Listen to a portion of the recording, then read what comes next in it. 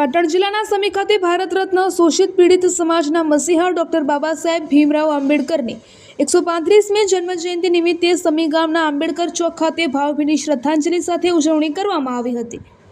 Doctor Baba Saheb આંબેડકરની જન્મજયંતિ મહોત્સવ નિમિત્તે સમી તાલુકા પંચાયતના પૂર્વ પ્રમુખ શ્રી સંજયભાઈ દવે, સમી ગામના સરપંચ શ્રી એડવોકેટ શ્રી પી પરમાર, સદગુરુ બાલક સાહેબ જગ્યાના નિર્મલદાસજી, આઈયુબી કન્યા વિદ્યાલયના આચાર્ય શ્રીમતી નિમિષાબેન, સામાજિક અગ્રણી ધનજીભાઈ, દેવસીભાઈ, રસિકભાઈ દરજી તેમજ સમી તાલુકા કાનૂની સેવા સત્તા મંડળના ન્યાય મિત્ર શ્રી મુસ્તુફાભાઈ મેમણ, ત્રિકમભાઈ અને ભીખાલાલ એમ પરમાર સહિત અનેક આગેવાનો ઉપસ્થિત રહ્યા હતા।